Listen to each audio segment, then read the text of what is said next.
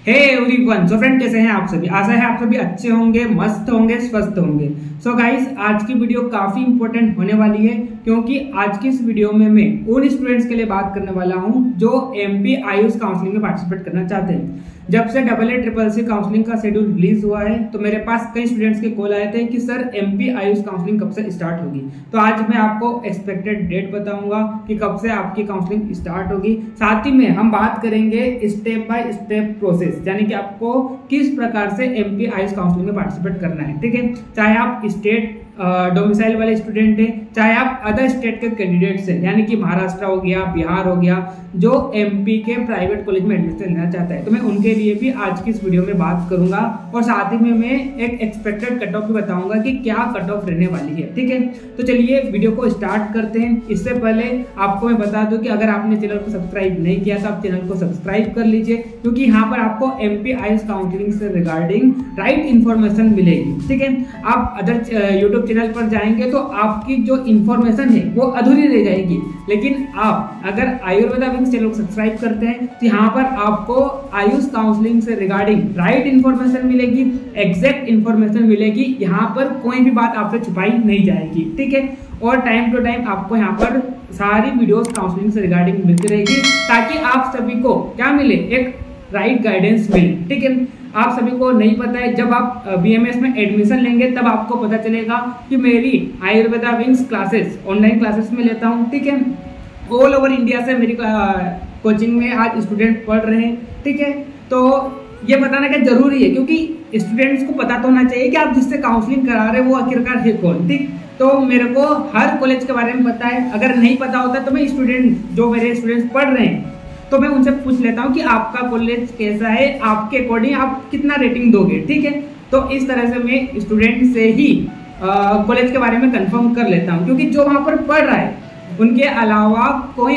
आपको कॉलेज के बारे में नहीं बता सकता है, चाहे वो कितना बड़ा काउंसलर भी क्यों ना हो। ठीक है, चलिए तो आज हम सबसे पहले देखते हैं कि एमपी आयुष काउंसलिंग कब से स्टार्ट होगी। तो जैसे कि आप सभी को पता है कि AA CCC की काउंसलिंग जो कि 15% ऑल इंडिया कोटा काउंसलिंग है, जो जितने भी इंडिया में गवर्नमेंट कॉलेज है, गवर्नमेंट एडेड कॉलेज है, सेंट्रल यूनिवर्सिटीज है और डीम्ड यूनिवर्सिटीज है। ठीक है, उन सभी के लिए वो काउंसलिंग कंडक्ट कराई जाती है। तो ये जो 15% ऑल इंडिया कोटा काउंसलिंग जो है, इसका रजिस्ट्रेशन कब से स्टार्ट हो जाएगा? 28 अगस्त से स्टार्ट हो जाएगा। ठीक है, तो अगर मैं एमपी आयुष काउंसलिंग की बात करता हूँ, एमपी आयुष काउंसलिंग की बात करता हूं कि कब से स्टार्ट होगी, तो आप सभी को पता है कि एमपी में एमपी डीएमई जो कि एमबीबीएस और बीडीएस की काउंसलिंग होती है, उसका रजिस्ट्रेशन स्टार्ट हो गया है, उसकी मेरिट लिस्ट भी आ गई है। ठीक है, तो एमपी डीएमई का तो रजिस्ट्रेशन स्टार्ट हो गया है ना। तो अगर मैं एमपी आयुष काउंसलिंग की बात करता हूं तो एमपी डीएमई और AA का जो रजिस्ट्रेशन प्रोसेस हो जाता है और इसका फर्स्ट राउंड हो जाता है, उसके बाद एमपी आयुष काउंसलिंग का नोटिफिकेशन आ जाता है। ठीक है, तो एमपी डीएमई का भी 25 अगस्त के आसपास या 26 अगस्त के आसपास क्या हो जाएगा, फर्स्ट राउंड का रिजल्ट आ जाएगा, और AA का भी 5 सितंबर को रिजल्ट आ जाएगा। ठीक है, तो अगर हम एमपी आयुष की बात करें तो जैसे कि मैंने बोला कि इन दोनों काउंसलिंग का, एक तो एमपी डीएमई का और AA काउंसलिंग का जब फर्स्ट राउंड हो जाता है तो आपका एमपी आयुष काउंसलिंग का रजिस्ट्रेशन पोर्टल जो है वो ओपन हो जाता है। तो अगर मैं एक्सपेक्टेड डेट की बात करूं तो आपकी जो एमपी आयुष काउंसलिंग है, ये मैं एकदम लास्ट ईयर जिस प्रकार से क्राइटेरिया होता था उसको फॉलो करके आपको बता रहा हूँ। ठीक है, तो अगर मैं एक्सपेक्टेड डेट की बात करूं तो आपकी जो एमपी आयुष काउंसलिंग है वो 5 से 10 सितंबर के आसपास एमपी आयुष काउंसलिंग स्टार्ट हो सकती है। ठीक है, तो इससे पहले आपको क्या करना है, आपको सारे डॉक्यूमेंट्स रेडी कर लेना है। अगर आपके पास कोई पुराना डॉक्यूमेंट है, 5 से 10 साल पुराना डॉक्यूमेंट है, तो उस डॉक्यूमेंट को आप क्या करा लीजिए, अपडेट करा लीजिए। ठीक है, क्योंकि थोड़े रिसेंट वाले आपके सारे सर्टिफिकेट्स होना चाहिए। तो पहला तो ये। ठीक है, और अगर मान लो कोई डॉक्यूमेंट नहीं है तो वो डॉक्यूमेंट को आप क्या कर लीजिए, रेडी कर लीजिए, क्योंकि जब काउंसलिंग स्टार्ट होती है तो उस समय आप तुरंत डॉक्यूमेंट नहीं बना पाते हैं। और आप सभी को पता है कि एमपी आयुष काउंसलिंग में अगर मैं स्टेप बाय स्टेप प्रोसेस की बात करूं तो सबसे पहले क्या होगा, एमपी आयुष काउंसलिंग की अगर हम बात करते हैं, सबसे पहले हम बात करते हैं इसके स्टेप बाय स्टेप प्रोसेस की अगर हम बात करें, और सबसे पहले मैं बता रहा हूं जो डोमिसाइल वाले कैंडिडेट्स है ना, एमपी डोमिसाइल वाले जो कैंडिडेट्स हैं, मतलब जो प्रॉपर एमपी के स्टूडेंट हैं, उसके बाद में स्टेट जो अदर स्टेट के कैंडिडेट्स उनकी बात करूंगा, जो 15% ऑल इंडिया कोटा में या प्राइवेट कॉलेज में एडमिशन लेना चाहते हैं एमपी के अदर स्टेट के कैंडिडेट्स, तो उनके बारे में मैं बात करूंगा। सबसे पहले मैं बात कर रहा हूँ एमपी के जो प्रॉपर स्टूडेंट्स हैं डोमिसाइल वाले, ठीक है। तो आपके लिए क्या होगा, सबसे पहले तो क्या होगा, रजिस्ट्रेशन ओपन होगा, है ना। तो आपको क्या करना है, आपको रजिस्ट्रेशन कराना है। रजिस्ट्रेशन कराने के लिए जो वेबसाइट है उसका लिंक मैंने इस वीडियो के डिस्क्रिप्शन में आपको दे रखा है, ठीक है। एमपी आयुष काउंसलिंग करके वेबसाइट है, तो वहाँ पर आपको क्या करना है, रजिस्ट्रेशन कराना है। रजिस्ट्रेशन के दौरान ही आपको क्या करना पड़ेगा, आपको स्लॉट बुक कराना पड़ेगा। आपको स्लॉट बुक कराना पड़ेगा किस लिए, फॉर डॉक्यूमेंट वेरिफिकेशन के लिए। किस लिए, फॉर डॉक्यूमेंट वेरिफिकेशन के लिए। एमपी आयुष काउंसलिंग में क्या होता है कि जो लोग काउंसलिंग में पार्टिसिपेट करना चाहते हैं, ठीक है, तो चॉइस फिलिंग से पहले या मेरिट लिस्ट रिलीज होने से पहले आपके जितने भी डॉक्यूमेंट है उनका क्या होता है, ऑफलाइन वेरिफिकेशन होता है। तो आपको क्या करना होगा, रजिस्ट्रेशन के दौरान ही आपको स्लॉट बुक करना होगा। 8 से 10 दिन का करीबन टाइम दिया जाता है रजिस्ट्रेशन और वेरिफिकेशन का भी, ठीक है। तो आपको स्लॉट बुक करना होगा। तो जो भी आपको टाइम बेहतर लगे, तो आपकी सुविधा के अनुसार आपको क्या करना है, रजिस्ट्रेशन के दौरान ही स्लॉट बुकिंग कर लेना है। और आपको फिर कहाँ पर जाना है, डॉक्यूमेंट को वेरिफिकेशन कराने के लिए जाना है।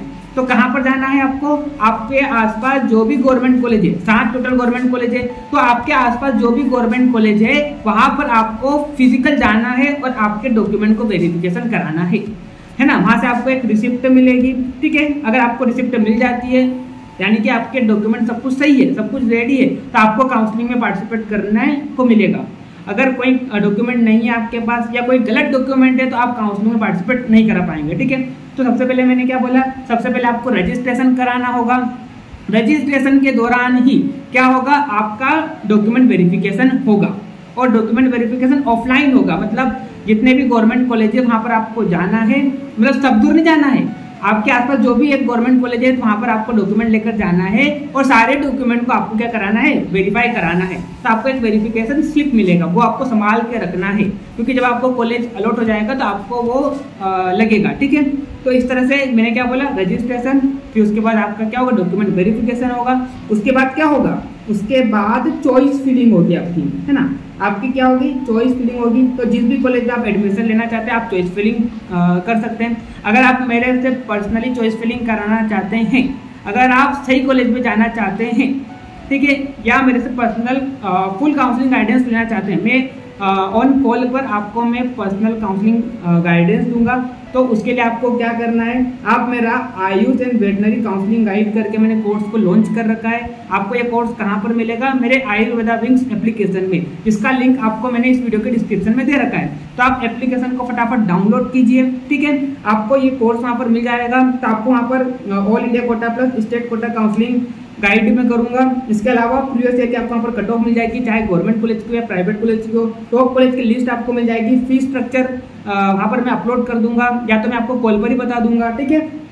चॉइस फिलिंग में आपको कराऊंगा पर्सनली, ठीक। इसके अलावा आपको वहाँ पर कुछ इंपॉर्टेंट काउंसलिंग की वीडियोस भी मिल जाएगी, ठीक है। तो अगर आप मेरे से पर्सनली काउंसलिंग गाइडेंस लेना चाहते हैं तो आप एप्लीकेशन को डाउनलोड कीजिए, कोर्स में रजिस्ट्रेशन कीजिए। अभी वहाँ पर इंडिपेंडेंस डे ऑफर चल रहा है, जो कि अभी 4 से 5 घंटे में ऑफर खत्म हो जाएगा, ठीक है।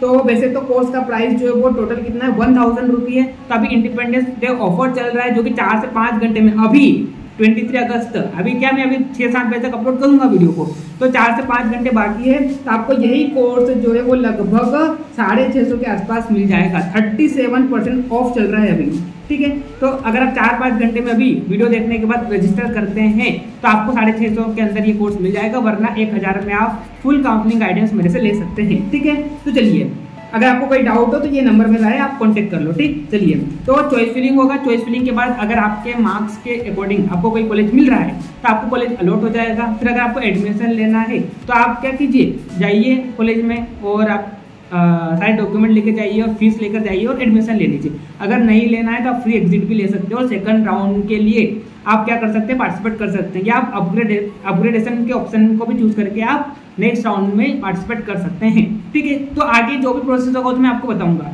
अभी मेरा मेन मकसद क्या था, सबसे पहले आपको क्या करना है आपके सारे डॉक्यूमेंट को रेडी करना है, फिर रजिस्ट्रेशन पोर्टल जब भी ओपन होगा रजिस्ट्रेशन कराना है, डॉक्यूमेंट वेरीफाई कराना है, ठीक है। और काउंसलिंग की फीस कितनी लगेगी, तो रजिस्ट्रेशन फीस जो है लास्ट ईयर लगी थी ₹500। अब इस साल देखते हैं कितने रहने वाली है, ठीक है। और कई स्टूडेंट ये पूछते हैं कि सर सिक्योरिटी मनी लगता है, तो देखो किसी साल लगता है किसी साल नहीं लगता है, लास्ट टाइम तो नहीं लगा था, ठीक है।